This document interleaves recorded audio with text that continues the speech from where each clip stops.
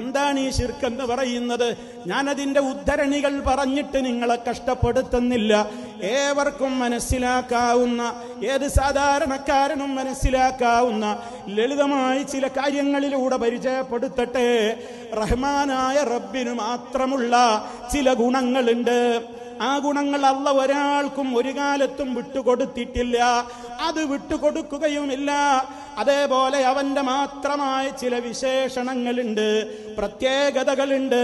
അത് റബ്ബ് ഒരാൾക്കും കൊടുത്തിട്ടില്ല, നബിമാർക്ക് പോലും കൊടുത്തിട്ടില്ല. പിന്നെയല്ലേ ബാക്കിയുള്ളവർ. അങ്ങനെ ഒരാൾക്കും ഒരു കാലത്തും വിട്ടുകൊടുക്കാത്ത അവൻ്റേത് മാത്രമായ ചില പ്രത്യേകമായ ഗുണങ്ങളുണ്ട്, വിശേഷണങ്ങളുണ്ട് അല്ലാഹുവിന്. അതൊക്കെ ഉള്ളടങ്ങിയ നാമങ്ങളുമുണ്ട് അവന്. വലില്ലാഹിൽ അസ്മാഉൽ ഹുസ്നാ, അല്ലാഹുവിന് ഏറ്റവും നല്ല നല്ല പേരുകളുണ്ട്. അസ്മാഉൽ ഹുസ്ന അവന് മാത്രമുള്ളതാണ്. ആശയങ്ങൾ അത് നമ്മുടെ മനസ്സിൽ എപ്പോഴും നമ്മൾ വെട്ടുകൊണ്ട് നടക്കുന്നുണ്ട്. അല്ലാഹുവേ എന്ന് നമ്മൾ എത്ര തവണയാണ് ഒരു ദിവസത്തിൽ ദുആ ചെയ്തുകൊണ്ടിരിക്കുന്നത്. അപ്പോഴൊക്കെ നമ്മുടെ മനസ്സിലൊരു വല്ലാത്ത വിശ്വാസമുണ്ട്. ഞാൻ എവിടെ വെച്ച് വിളിച്ചാലും എൻ്റെ റബ്ബൻ്റെ വിളി കേൾക്കുന്നവനാണ്, ഈ വിളിക്കുന്ന എന്നെ കാണുന്നവനാണ്.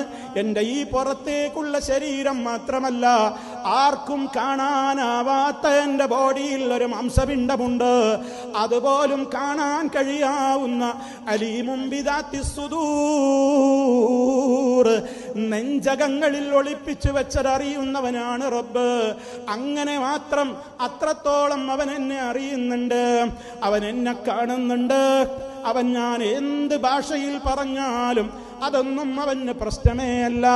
ഞാൻ ഉറക്കെ വിളിച്ചാലും പതുക്കെ വിളിച്ചാലും, ഭൂമിയിൽ വെച്ചാവട്ടെ, ആകാശത്ത് ഫ്ലൈറ്റിൽ വെച്ചാവട്ടെ, കടലിനടിയിൽ ഷിപ്പിൽ വെച്ചാവട്ടെ, എവിടെ വെച്ച് വിളിച്ചാലും എൻ്റെ റബ്ബ് അത് കേൾക്കും എന്ന വിശ്വാസമാണ് എനിക്ക് എൻ്റെ റബ്ബിനോട് തേടുമ്പോൾ